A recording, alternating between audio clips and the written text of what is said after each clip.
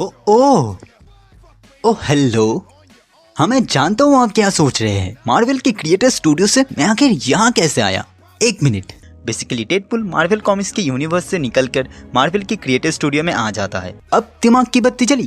दरअसल ट्रियोलॉजी का second part आ रहा है, डेडपुल किलर्स डेडेड के नाम से। भले ही डबिंग संकेत मात्रे की ना हो, लेकिन ये एक पारिवारिक शो है, तो नीचे कमेंट्स में गालियां मत देना। खैर छोड़ो, एपिसोड 1 को एंजॉय करो और मुझे एपिसोड 2 लिखने दो। तो दोस्तों, आज से हम शुरू करने वाले हैं डेडपुल किलर्स डेडेड स्टोरी लाइन को, जिसके इवेंट्स टेक प्लेस करते हैं Deadpool kills the Marvel universe के बाद। ये कॉमिक भी टोटल 4 इश्यूज में रिलीज हुआ है, जिन्हें हम कवर करेंगे टोटल 4 एपिसोड्स में। साथ ही मैं यह रिकमेंड करूंगा कि अगर आपको Deadpool kills the Marvel universe के बारे में नहीं पता है तो ऊपर फ्लैश हो रही लिंक से एक बार चेक कर ले। तो बिना देर किए चलिए शुरू करते हैं।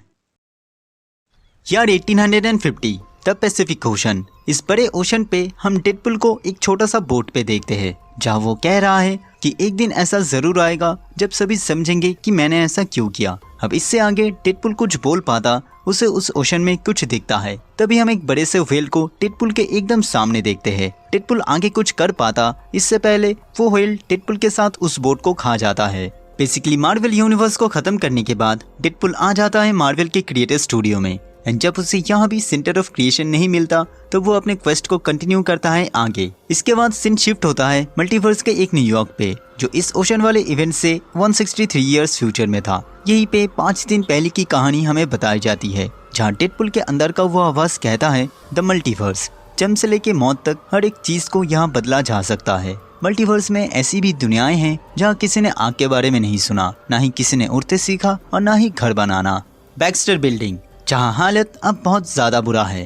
वो आवाज आगे कहता है दुनिया ऐसी भी है जहाँ इंसान जानवर से भी बदतर है, जहाँ सुपर हीरोज किसी विलन से कम नहीं है, एंड जहाँ सब मारे जा चुके हैं मेरे हाथों। एंड ये सब कुछ शुरू हुआ था सिर्फ एक झूठ से। इसके बाद उस बिल्डिंग के एक रूम पे हम डेडपुल को कई सारे सुपर हीरोज के डेड बॉडीज के साथ देखते हैं, जहाँ डेडपुल कह रहा है कि अंत अब नजदीक है, लेकिन शायद ये कभी खत्म नहीं होगा, क्योंकि डेडपुल के किसी एक को मारते ही हमेशा दूसरा कोई उसके सामने आया। एक नया स्पाइडरमैन, एक नया कैप्टन अमेरिका या एक नया मिस मार्वल। और अब उसे नहीं लगता है कि जो भी उसने किया है इसके बाद वो लोग उसे मरने देंगे। और ऐसा कहते ही डेडपुल अपने हेड पे शूट करता है। एंड तभी वो आवाज डेडपुल से कहता है कि ये पहली बार नहीं है जब तुमने ऐसा कुछ किया, लेकिन एक बार अगर तुम सेंटर ऑफ क्रिएशन को खत्म कर पाओ तब शायद तुम फ्री हो पाओगे।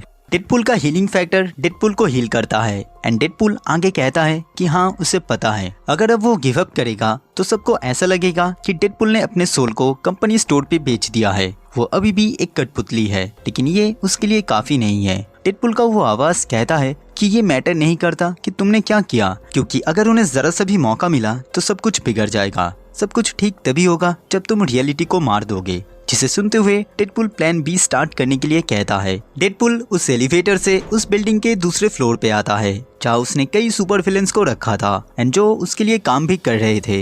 वही ब्रिगेड नाम का एक विलेन डेडपुल को कहता है कि डेडपुल के थ्योरी के अकॉर्डिंग, जहाँ वो सब एक फिक्शनल कैरेक्टर है एंड एक एंडलेस लूप का पार्ट है, उसने एक ऐसा रास्ता निकाला था जिससे डेडपुल इस लूप को तोड़ सके। डेडपुल ने कई हीरोज के काउंटलेस वर्जन्स को मारा था, लेकिन centre of creation her bar Deadpool के सामने नए चैलेंजेस को लाता गया। एंड इसी वजह से एक कैरेक्टर के मल्टीपल वर्जन्स को मारने के लिए डेडपुल के पास मल्टीपल प्लान्स होने चाहिए थे। तो इस हिसाब से डेडपुल अपने ही एक लूप में फंसता जा रहा था। लेकिन ब्रिगेड ने कुछ ऐसा डिस्कवर किया था जहाँ से डेडपुल को शायद सेंटर ऑफ क्रिएशन तक पहुँचने में मदद मिले।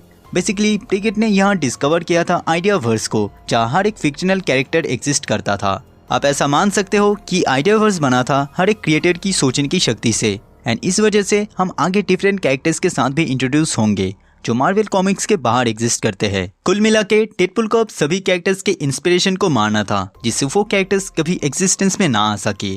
लेकिन ये सब करने के लिए डेडपुल को अब ऐसी जगह जाना था जहाँ जाने से वो डरता था। अगले सीन में हम डेडपुल को एक लाइब्रेरी में कुछ बुक्स को पढ़ते हुए देखते हैं। दरअसल आइडियावर्स के उन कैरेक्टर्स के बारे में डेडपुल यहाँ पढ़ रहा था, लेकिन थोड़ा सा पढ़ते ही ये काम उसे बहुत बोरिंग लगता है। तब वो कहता है कि इससे आसान काम तो उसके लिए स्पाइडरमैन को लाखों बार मारना है। आगे डेडपुल का वो आवाज कहता है कि अगर ऐसा ही सब कुछ चलता रहा तो वो लोग कभी भी इस लूप से फ्री नहीं हो पाएंगे। लेकिन एक चीज अभी भी डेडपुल के हाथ में है। सीन शिफ्ट होता है बैक्स्टर बिल्डिंग में, जहां उन सुपर विलेंस ने एक ऐसा पोर्टल बनाया था जिसके थ्रू डेडपुल को आइडियावर्स में भेजा जा सकता था। इसके अलावा ब्रिगेड ने मिस्टर फैंटास्टिक के वॉच को भी मॉडिफाई किया था जिसके थ्रू डेडपुल पूरे आइडियावर्स में कहीं भी ट्रेवल कर सकता था। डेडपुल इन सब के काम से बहुत खुश था, तो इस वजह से उन लोगों को एक फेयरवेल गिफ्ट देके डेडपुल उस पोर्टल के थ्रू आइडियावर्स में चला जाता है।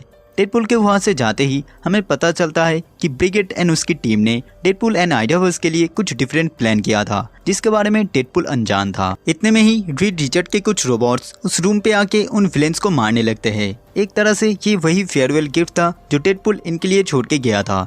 दूसरी तरफ डेडपुल का वो आवाज इस चीज को लेकर डाउट में था क्योंकि डेडपुल के आइडियावर्स में जंप करना बिल्कुल सिमिलर था नेगेटिव जोन में जंप करने के साथ, लेकिन डेडपुल को ऐसा नहीं लगता था क्योंकि क्रिएटर्स ने अभी भी डेडपुल को मारा नहीं था, तो आगे जो भी होगा एटलीस्ट डेडपुल उसमें मरेगा नहीं। डेडपुल आके गिरता है 1610 के स्पेन में। इससे पहले डेडपुल कुछ समझ ही पाता, एक अनजान शख्स एक स्पेयर को डेडपुल के आर पार कर देता है। तभी हम एक शख्स को देखते हैं जो घोड़े पे सवार था। वो डेडपुल को इस हालत में देखकर चौंक जाता है। डेडपुल आगे कहता है कि उसे बुरा लगेगा अगर डेडपुल को उसे मारना पड़े। ये कहते ही डेडपुल उस आदमी के और भी करीब आ जाता है एंड अपने कटाने से उसके आंखों को काट देता है, ये कहते हुए कि शायद उसके आंखों में कुछ लगा था। वो शख्स नीचे गिरने के बाद डेडपुल से विनती करता है उसे छोड़ देने के लिए। ये देखकर डेडपुल उससे कहता है कि वो यहाँ सबको इसी दर्द से आजाद करने आया है।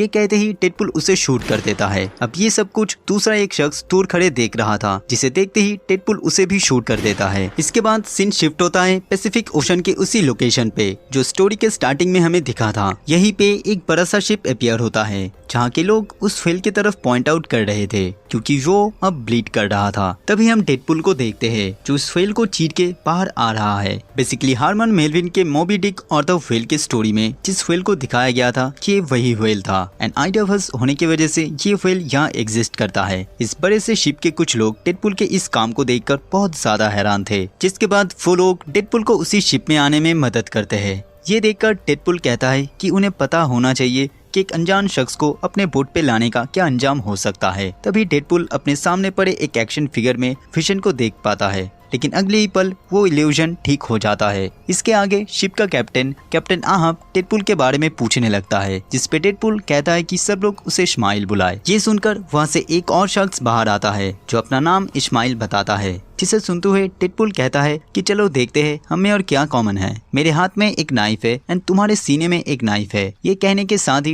डेडपुल उस नाइफ को इस्माइल के अंदर घुसा देता है। सीन शिफ्ट होता है 1895 के लंदन में, जहाँ 2021 के ब्लिकर स्ट्रीट के सामने एक शख्स न्यूज़पेपर बेच रहा था। दरअसल आइडियावर्स के पास्ट में डेडपुल के चीजों को ऑल्टर करने की वजह से प्रेजेंट टाइमलाइन भी इफेक्ट हो रहा था। यहीं पे हम शर्लॉक होम्स को देखते हैं जो एक ऐसी डिवाइस लेके खड़ा था जिसे आज से पहले किसी ने नहीं देखा था, लेकिन शर्लॉक को बस इतना पता था कि ये एक मैसेज है। जिसके बाद शर्लॉक होम्स कहते हैं the game is a food